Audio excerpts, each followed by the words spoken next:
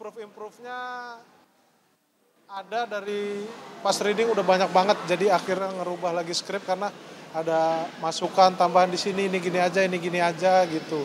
Jadinya akan ada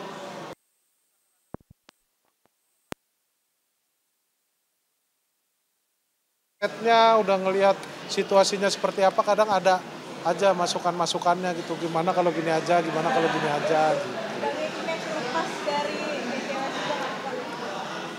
Kalau GJLS kayaknya emang gak bisa lepas itu, karena itu emang saya juga yang bikin sendiri bareng teman, bareng Regen sama Hibzi. Cuman ini film ini ya jadi tantangan aja gitu. Kayak akhirnya kan saya diyakinin sama sutradara, sama produser gitu. Bisa kok, bisa, ayo kata saya. Gue yang lucu-lucunya aja dah. Enggak, jangan gitu. Dan guanya juga emang pengen sebenarnya main film yang agak serius gitu, yang emang drama gitu. Sebelum-sebelumnya kan hanya ada di scene-scene tertentu dan udah pasti itu komedi gitu. Dan ini jadi tantangan juga sih, karena kan aktor-aktor luar negeri gitu kayak Jim Carrey, Russell Peter dan lain sebagainya tadinya juga emang stand up komedian gitu, emang komedian tapi dia bisa mainin drama segala macem, dan kayaknya gue harus bisa.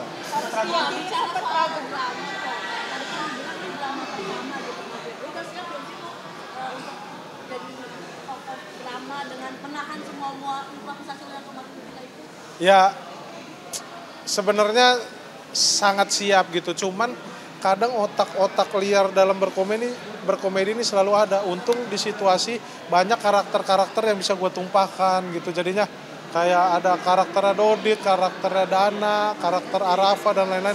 Lu gini aja, kalau di kepala gue ada sesuatu yang kira-kira bisa nimbulin komedi, gue lempar ke dia, ke teman-teman semua gitu. Jadinya gue tetap bisa stay menjalankan cerita gitu.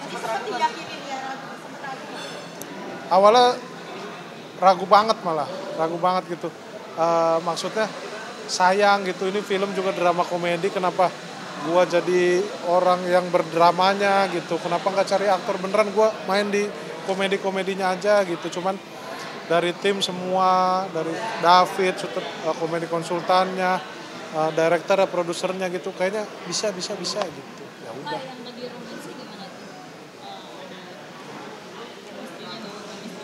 Ya, ada scene romance juga, ada cerita, ada satu karakter di film ini yang akhirnya bikin si karakter Ben ini suka gitu. Dan ya kemarin latihan lumayan ini kikuk ya gitu, lumayan kikuk gitu. Terus cuman akhirnya setelah berkali-kali gitu diajarin juga, dipandu juga sama sutradara, ternyata ya bisa-bisa aja sih gitu. Ada adegan romans ini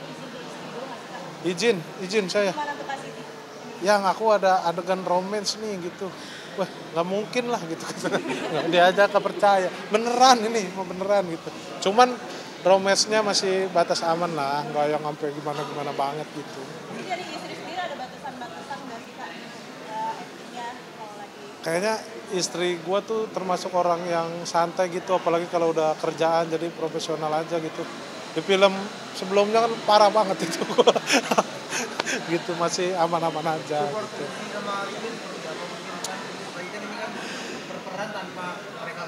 Ya, tadinya kan ini sebenarnya bertiga gitu. Cuman kan kata gue jangan sayang IP-nya juga, biar buat, karena lagi persiapan juga buat GJLS yang kedua kan gitu. Jadi biar kita secara GJLS itu gak terlalu sering gitulah. Jadi kalau masing-masing ya nggak apa-apa gitu, nggak masalah gitu. Kayak Regen kan juga jalan sebagai Kang Solahnya gitu. Gue di sini jadi bandnya gitu. Jadi ya kalau masing-masing masih aman. Cuman emang menghindari bertiga terlalu sering gitu. Kecuali untuk film GJLS. Gitu. Dibilang tahun ini nih tahunnya komika ya, artinya semua komika nih semua terjun ke film semua. Lu melihatnya komika seperti apa sih mungkin? Kalau gue melihatnya malah bukan tahun ini, udah dari berapa tahun lalu gitu kayaknya. Iya, cuman kayaknya emang banyak bioskop, TV, digital semua yang diisi sama para komika-komika gitu. Dan gue rasa ya teman-teman gue, selain gue komika-komika yang lain tuh emang punya bakat di situ gitu. Nggak melulu harus di depan layar gitu. Kayak David, dia banyak banget filmnya sebagai komedi konsultan gitu, bekerja di belakang layar sebagai script development gitu. Karena stand up comedy itu terbiasa menyampaikan apa yang dia tulis sendiri, yang dia ciptakan sendiri, yang dia actingkan sendiri, dia bawain sendiri gitu. Jadi kalau untuk masuk di film, TV atau apapun itu kayaknya udah mulai terbiasa karena basic utamanya emang nulis gitu. Jadi stand up semua apa jebolan stand up itu jadi semuanya. Alhamdulillah, tapi banyak mbak kalau di komunitas masih banyak gitu komik-komik gitu. Makanya di film ini juga gue kasih masukan ke produser gitu. Coba angkat sesuatu yang baru gitu, jangan senior terus gini gitu. Kita ada Buhun di film ini gitu, konten-kontennya lucu, udah ayo coba angkat. Kita apa ya, coba HH Production ini jadi apa, tempat gitu, ada untuk memfasilitasi teman-teman yang memang sekiranya punya potensi gitu. Jadi ajak satu, jadi nggak semua yang emang udah jadi gitu. Nah karena kultur di stand up-nya gitu, abang-abangannya ngajak adik-adik semua apa, jadi semuanya pada keangkat gitu, nggak ada yang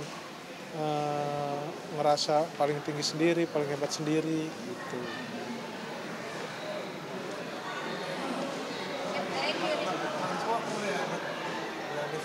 Boleh. Soal fashion. Seberapa penting sih menurut Kang Rizko nih soal fashion sendiri mungkin?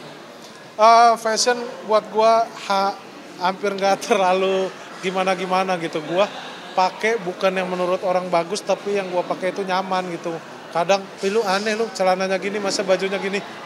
Biarin gua nyamannya kayak gini gitu. Jadinya sering teman-teman juga selalu ngeritik gua itu. Lu kayak nggak cocok dah. Nih mau motoran tapi kok bajunya gini. Nggak tahu yang nyamannya itu. Selain yang nyamannya itu, yang ada di lemari itu gua selalu ngambil yang paling atas gitu. Jadi gua nggak terlalu ribet. Coro aja.